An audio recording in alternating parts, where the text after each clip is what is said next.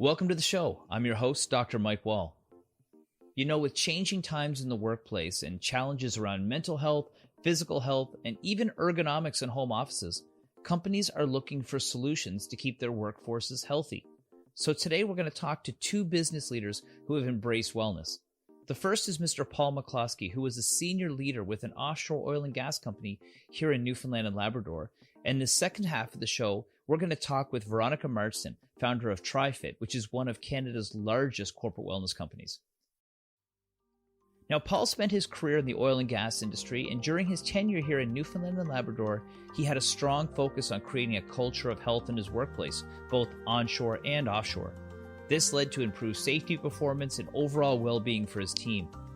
These programs were recognized internationally for their effectiveness, so today, we're interrupting his well-deserved retirement to talk about these programs as he joins us from his home in the UK. Welcome to the show, Paul.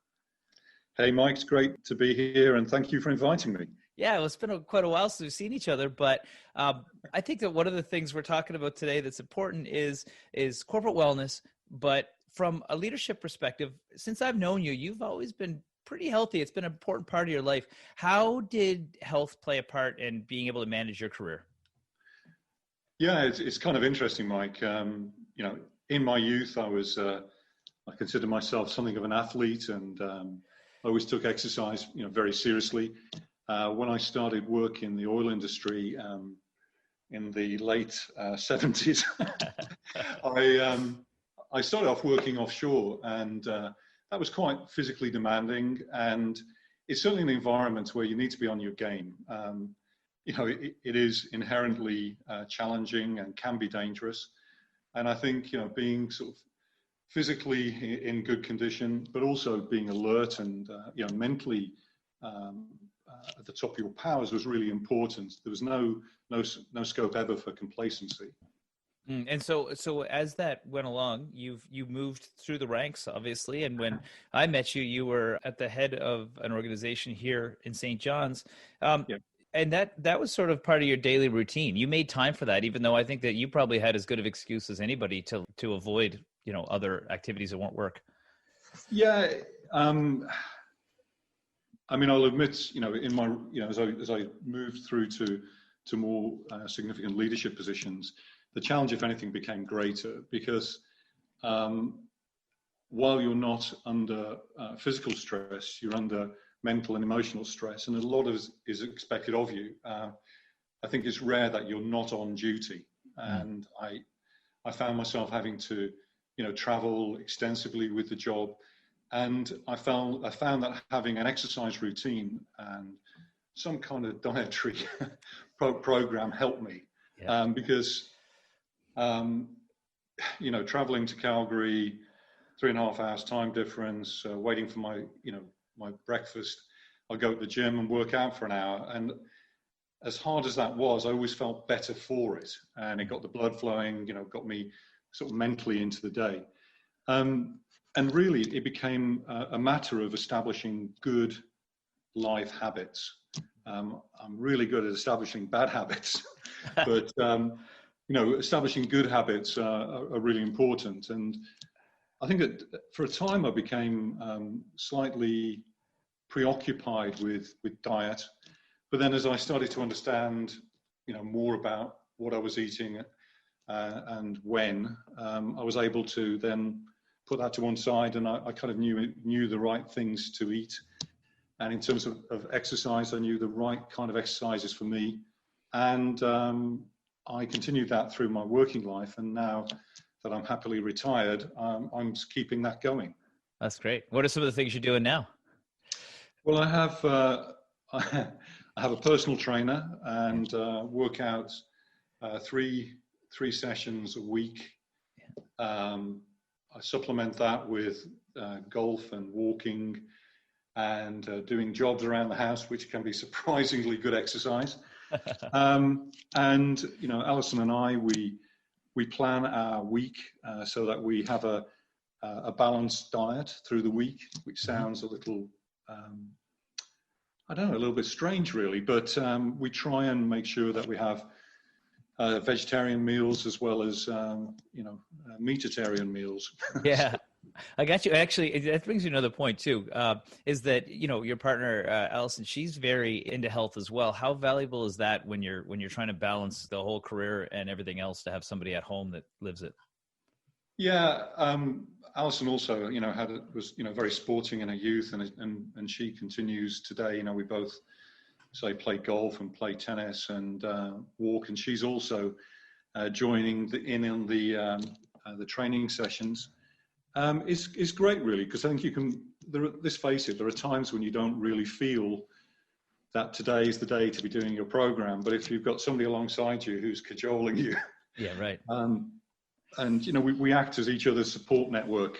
And I must admit, I probably slightly take the lead on the exercise, and she probably takes slightly the lead on the diet. Yeah. But between us, it works out. And she's always been a fantastic support for me throughout my career. And I think from a mental and emotional well-being, you need somebody who's bought into what you're doing. And we've always viewed ourselves as being a partnership and friendship, and even better for all of that.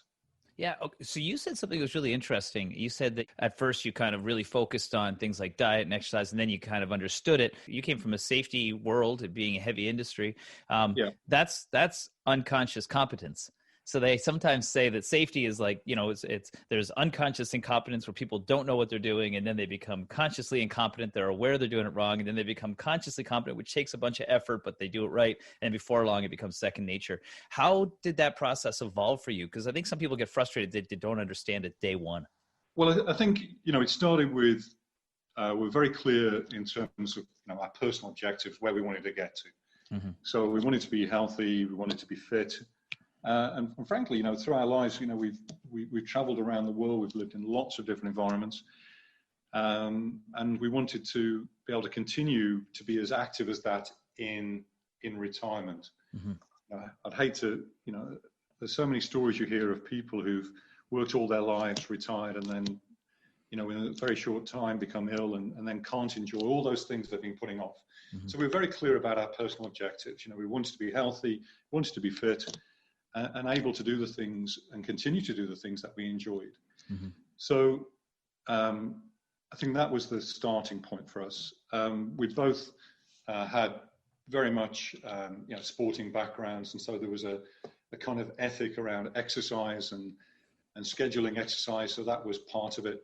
I think diet came later, and there are some great resources online where you can analyze at a very simple level what you eat and look at the balance of what you're eating.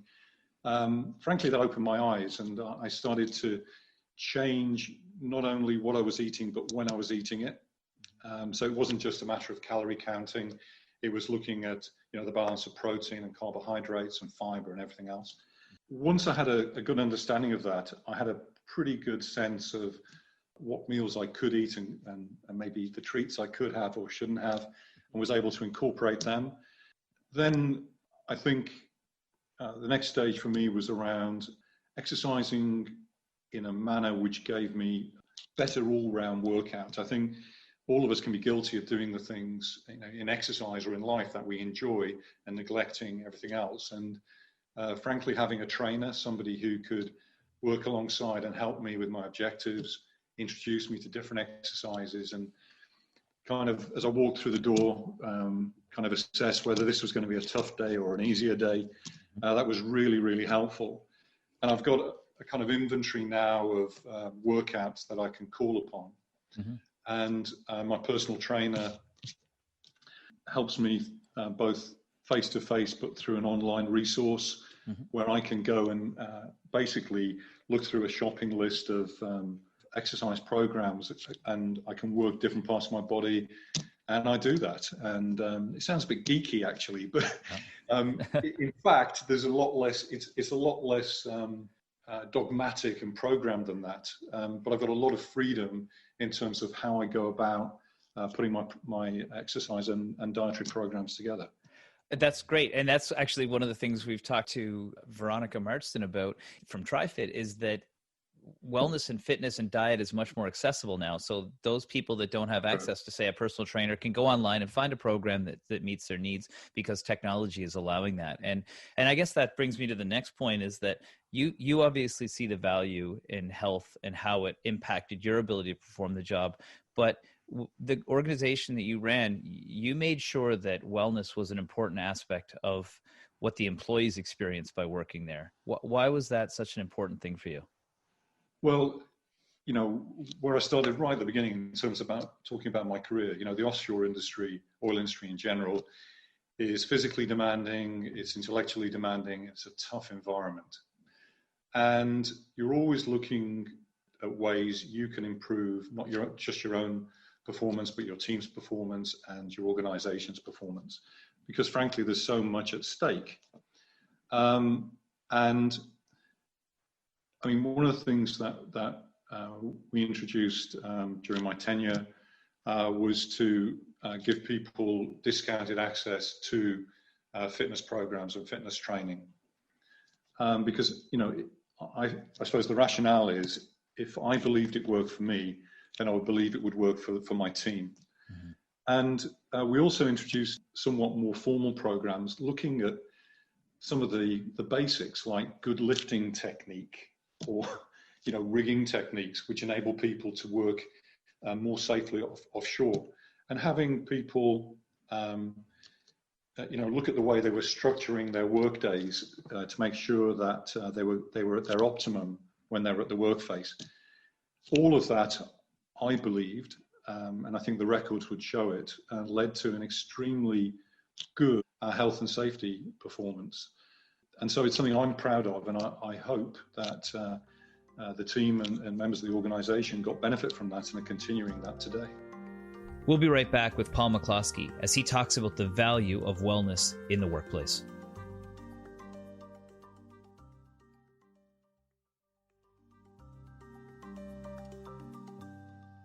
I think that's part of it. You had two very diverse populations. You had an office staff, which was, very traditional in your office type setting. And then you had your offshore environment, which were completely different demographics.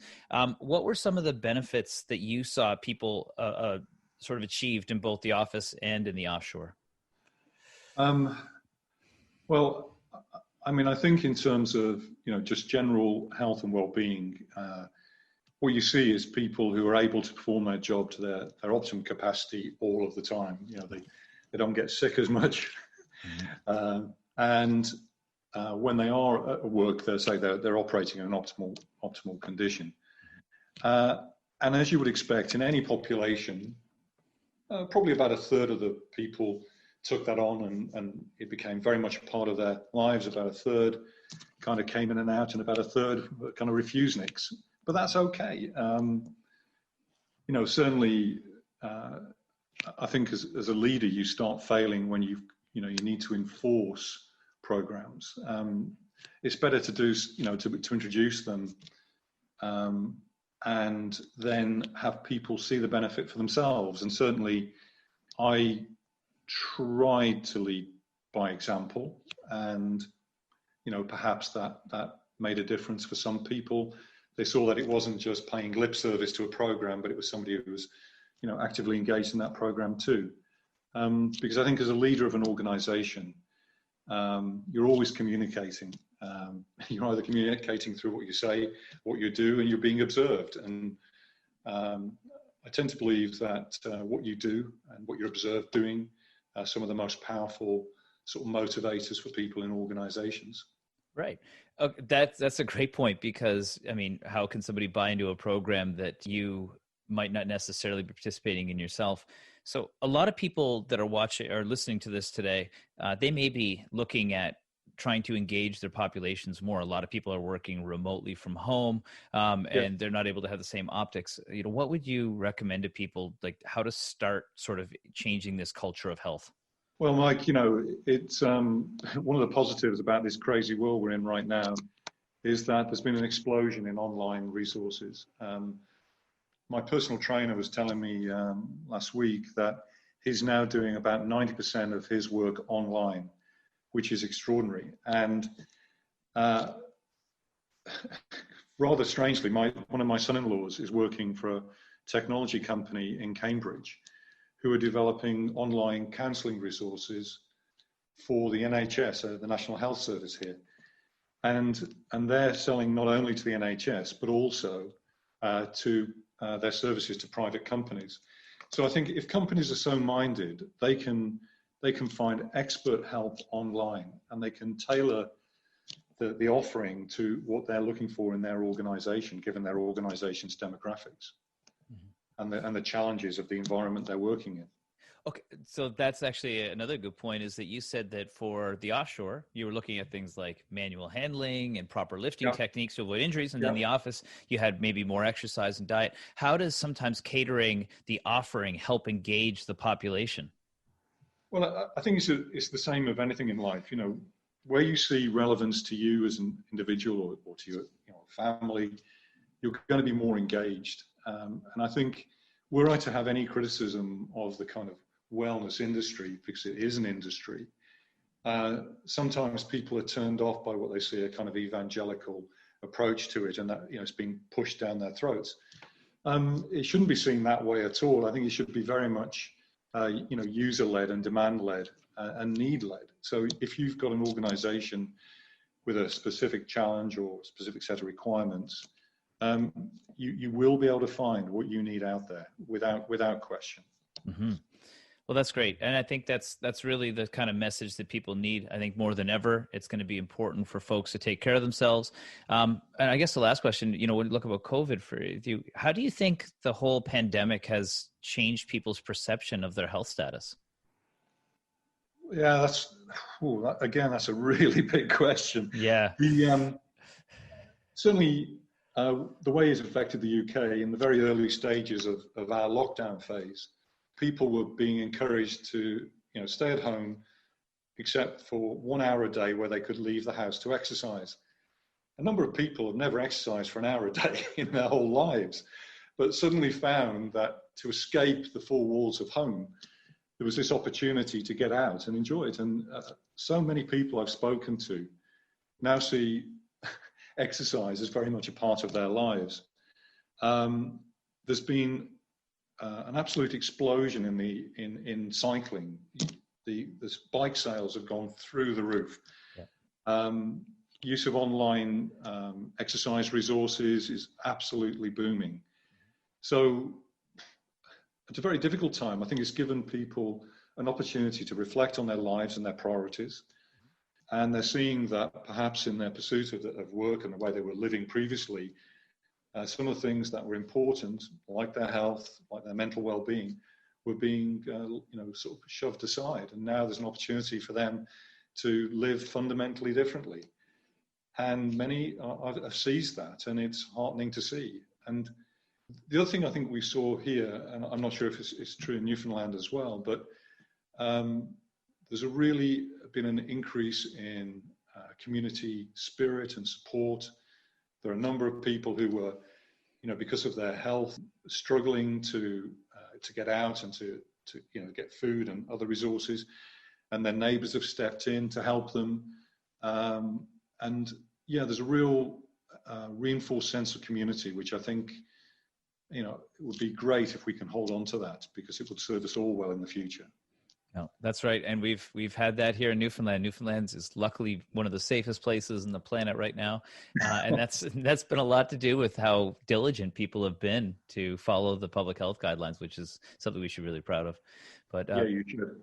Yeah. Well, thanks for taking the time today, Paul. I really, really appreciate it. I think it's important for people to hear the message from somebody who lived it and did it within their organization. So thanks. And I'm glad you're enjoying your retirement. Well deserved. Thanks, Mike. Good luck with the program. Thank you. When we come back, we'll be joined by Veronica Marsden, founder of TriFit, one of Canada's largest wellness companies. She'll share some of the creative ways organizations are focusing on wellness when working remotely or in the new normal of a physical workspace. We'll be right back after this break.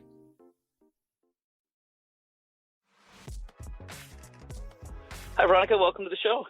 Thank you very much, Mike. Great to be on it.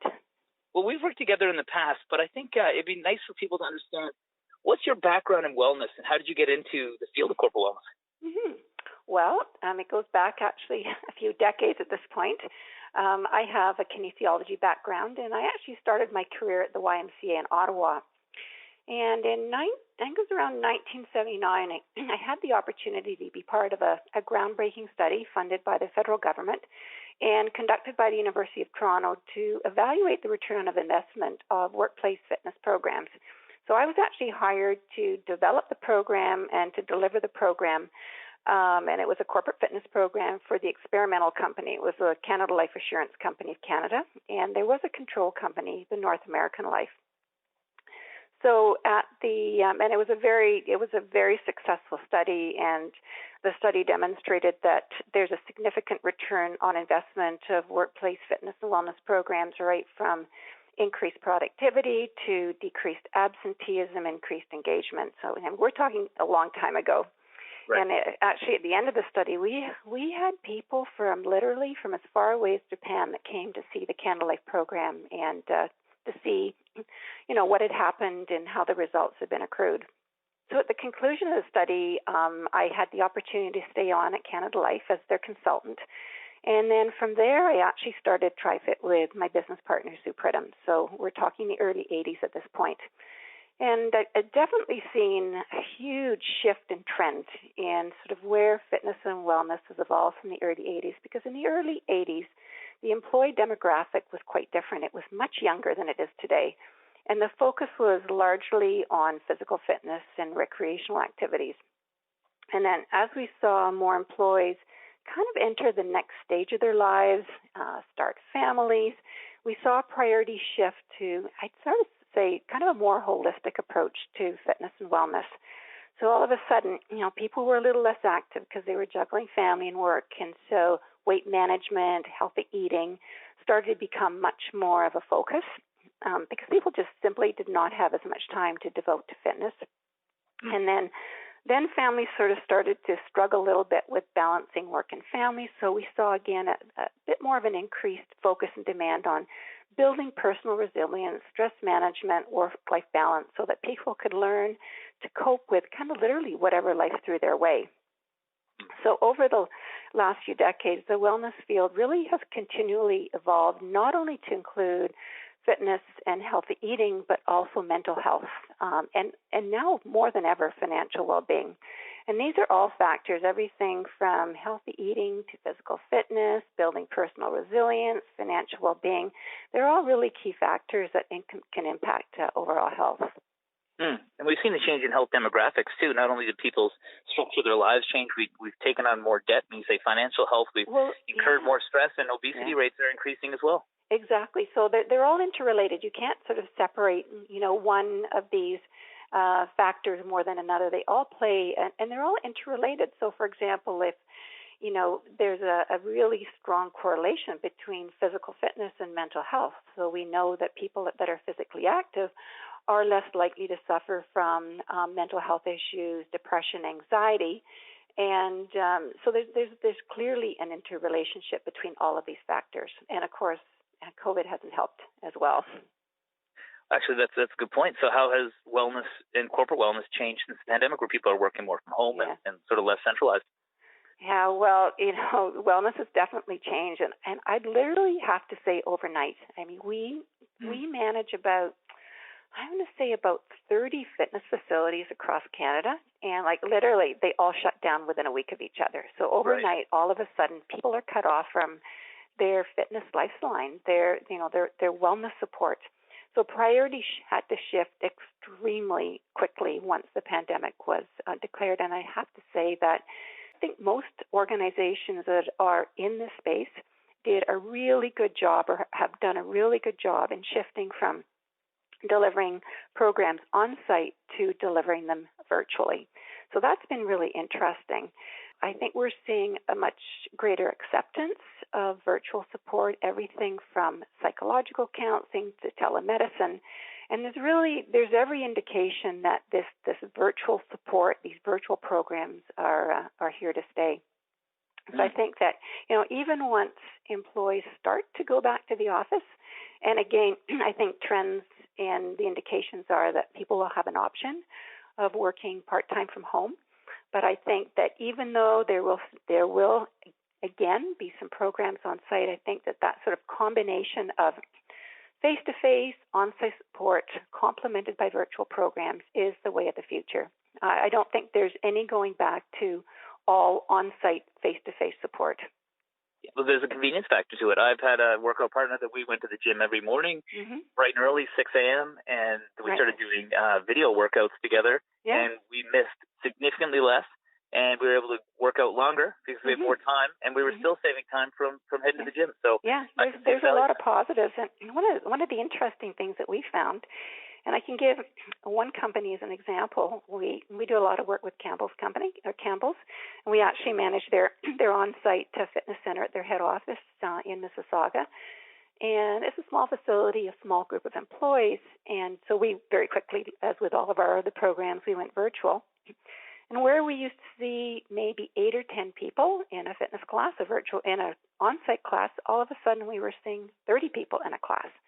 And we were seeing people from Mexico participating. So, by going virtual, you can reach so many more employees. We've got another client. They would get an average in one of their wellness challenges. They might get 200 people participate. The last virtual challenge, we had people across Canada. We had 800 people across Canada participate.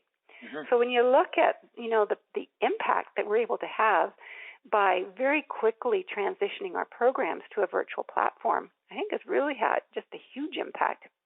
Well, okay, so that's a good question. A lot of companies think wellness programming is expensive. I think people understand that there's a value to having a wellness program that helps people, and healthier people are more efficient and they get sick less often. But how has technology help the smaller companies be able to access wellness? Well, I think it's definitely more. Well, first of all, there's a lot of free resources, and I think that it's forcing organizations to realize that there are a lot of really good resources, even with employee assistance programs or EFE programs. Most of them are offering wellness programs, but a lot of organizations aren't tapping into those wellness programs. And a lot of them are free resources. So I think it's now making organizations look at what resources do they actually already have, both internally and externally. So it's tapping the resources that you have. I think also realizing that you can do more with less. So, for example, if you've got a head office of 50 employees, but you've got a scattering of other employees right across Canada, you can so much more easily reach them. So I think it becomes a wellness for all approach as opposed to it's just the head office program. And I think a lot of wellness programs have been accused of being, it's a head office program. Our programs are no longer head office programs. They are programs that we're able to reach employees right across Canada, and in cases like Campbell's and other companies, like literally around the world. Right. So I think that's been a huge positive. Yeah. What we're also finding is that, there's so many more Zoom meetings and WebEx meetings and Google Meets, and people are getting really quite like they're zooming out literally.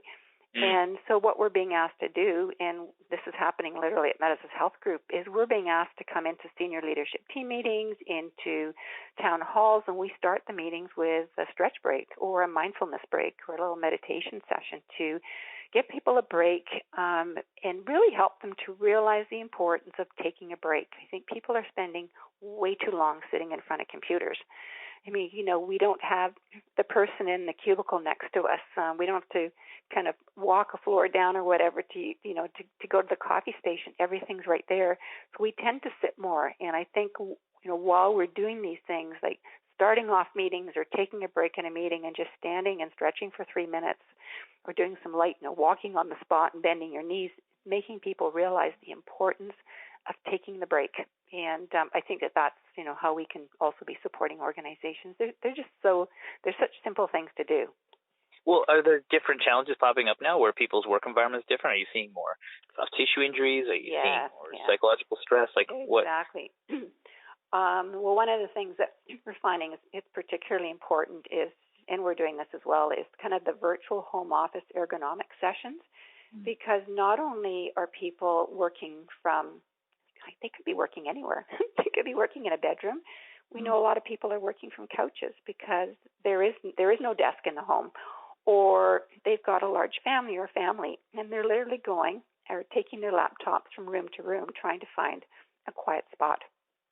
So those kind of virtual home office ergonomic sessions are extremely important, and we are seeing more soft tissue injuries and also digital eye strain, not having the monitor at the appropriate height for yourself. So yes, those are really key. But I think, when you talk about, what are the key areas of wellness that are popping up now, there's the kind of the home office ergonomics, and also it just keeps going back to mental health and the increase in the incidence of mental health issues has escalated. So I was just actually recently reading a report from the Mental Health Commission of Canada, and they indicate that 84% of Canadians have reported worsened mental health since the beginning of the pandemic. And, that's not going to get any better. Right. Yeah, and it doesn't look like there's going to be anything changing anytime soon. No, there isn't. So, everything from meditation and mindfulness sessions, even, short breathing sessions, yoga classes, desk stretching are all, we've seen a lot more interest and demand for these types of programs. And people are also eating all their meals at home, so they have an opportunity to cook healthy and start experimenting a bit more that way. Actually, we've got a couple of our kinesiologists that are kind of budding chefs. We're actually doing live cooking sessions. So we've got one session, it's every week, and it's called Cooking with Rob. He's one of our kinesiologists who loves to cook, and he sends you out the ingredients the week before. You have the ingredients there, and you actually cook a healthy meal with Rob, and people love it. And it's also the camaraderie, seeing a familiar face. So people, at this particular client, they're used to seeing Rob in the gym. They're used to seeing him doing stretch breaks, and they get to see Rob, right? Whether they're cooking with Rob or doing, a HIIT class with Rob or whatever they're doing, they get to see that familiar face. Right. Well, that's good. And, people are craving connection as well. And I think that's something that allows them to have some real connection and a positive real connection. Exactly. Because, isolation from working at home is a key health issue. Loneliness is a key risk factor. And I think there's a lot more research now showing, pointing to the negative health effects of being lonely. Well, there's two sides. You hear a lot about the parents that are raising the small children, and they're trying to work, and they're trying to balance being a parent and kids. But then there's also the side of things where people that live alone. Their bubble was one. Yeah, their bubble is one, and they're not going outside that bubble, and it's a very lonely time. And another thing that we're doing with some of our client locations is we are doing coffee chats, or tea breaks. So at, let's say, 10 o'clock in the morning, you log on. And you have your coffee in hand, and your consultant is there, and you're all chatting with each other, and you're discussing the day. You're asking your health questions. You're getting you're getting answers. You're sharing healthy ideas, and you do the same in the afternoon. And those have been really popular. Again, it's that social connection. We've got one client that we've got our consultant. She did a rock painting session because everyone's painting these rocks and they're putting them out with all these great messages. She's also doing a sort of a home gardening session. So all of these sort of home-based activities have really taken a resurgence. And you've got your consultant that's leading these sessions, someone that you know, and again, we've had great participation. That's great. Do you think, I think the pandemic has made people realize that their health is they can be vulnerable, in particular if they've got a comorbid condition. What have you seen for people around fitness? I mean, some people getting better, some people getting worse? One of the key trends that I'm seeing is people doing more with their families. Like I look outside my office window, and particularly if I'm sitting here on a weekend, I cannot believe the number of families that I see out walking, cycling, skateboarding. As a matter of fact, and I don't know what it's like in Newfoundland, but in Ontario, you cannot buy a bike. If you wanted to buy a bike tomorrow, you would probably be on a wait list for earliest November, December of this year. So that's been a really interesting trend, and we're finding that there's more of an interest for family fitness activities. So one of our, a lot of our staff are actually teaching we call them fam jam sessions. So it's little exercise classes that you can actually do with your family. And those have been really popular because people want to do things together, and they're with their families a lot more. But their family is their bubble, and they're looking for things. They're looking for opportunities of things that they can do together. So I think that's been a really positive trend. So that's a way that, if an organization is offering some of these things to their employees to keep them engaged, what are some of the other benefits? So say somebody's listening, they got a company and they've been toying with the idea of doing wellness. What are the real benefits to the organization? I think one of the benefits now, just because if you look at the mental health statistics, I think one of the key things is what can you offer your employees that supports their mental health? And I think that that's a key benefit. And we're getting calls from companies that we've never dealt with before, and they're asking for virtual programs. What can we do to support their employees while they're working from home? We are concerned about injuries. We're concerned about stress. We're concerned about, we're just generally concerned about their health. So, obviously technology plays a key role, and I just keep going back to the meditation and mindfulness sessions. I would have to say that those have been one of the most popular initiatives that we've been delivering to clients. Teaching them how to breathe, teaching them how to relax, and the yoga classes as well.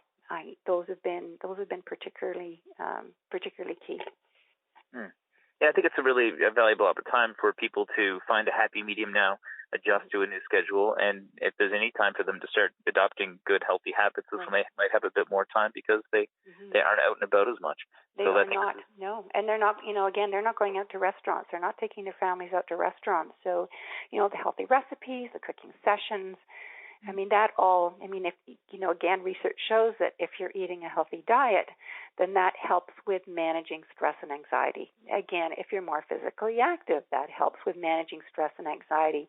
So it's all, all of these factors, all these lifestyle habits, they all interconnect. You can't separate. You can't just say wellness is about being physically active. Wellness is about eating healthy. Wellness is about managing your weight.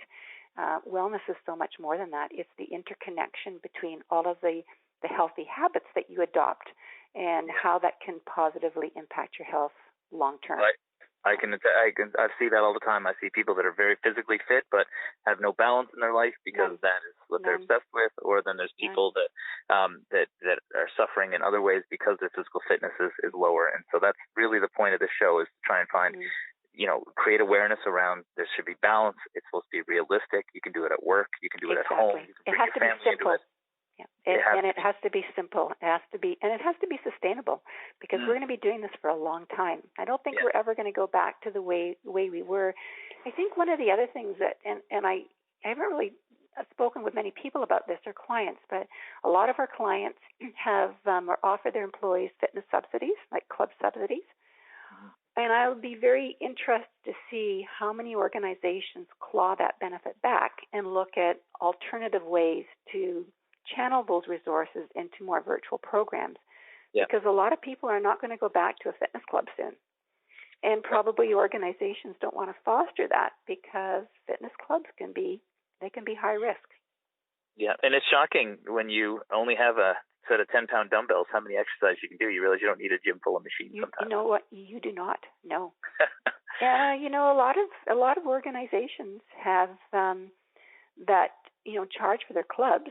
Obviously, they're charged for their clubs, but they are offering virtual programs free to everyone. You can go virtually, whether it's a club in your neighborhood, a national club, whether it's a YMCA.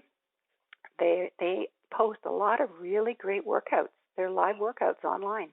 That was one of our first episodes during the pandemic, was a local trainer who's been doing lots of work online and really getting a big engagement from that. So it's nice to see that too. There's opportunities, under every sort of what appears to be a crummy situation, in particular for wellness right now. Yeah. And I think it's also providing opportunities for people to try different things.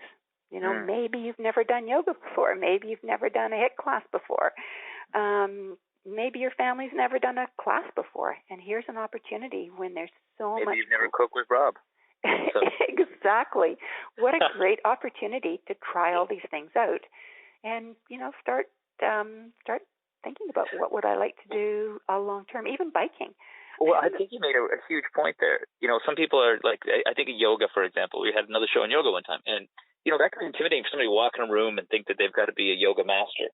But if you're in the privacy of your own home and nobody's around, no, and you can turn your camera off and you can just watch. Well, you can mess around as much as you want, and you can fall over and do all the stuff that you'd be embarrassed to do in public, but you can totally do it in the privacy of your own home, and that's a great time to break through some of those barriers.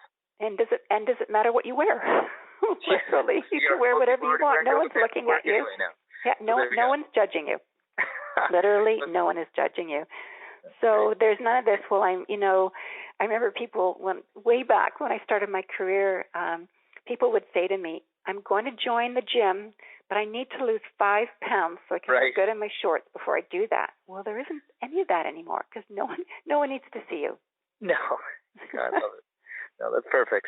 Yeah. Well, Veronica, thank you so much for that. I think it's so valuable for somebody to hear from somebody like yourself who's seeing the best practices that are out there and how people are being engaged in different ways that sort of suit their needs given the very unique circumstances that we're under right now. So thank you so much. Oh, you're welcome, and real pleasure to speak with you, Mike. I wanted to thank Paul and Veronica for joining us today. I hope that it helped you learn a bit more about how you can add wellness into your workplace as a means of connecting with each other in a positive way while integrating health into your day-to-day work routine. Well, thanks for joining me today. I'm your host, Dr. Mike Wall. We'll see you next week for another episode of the Health and Wellness Show on your VOCM.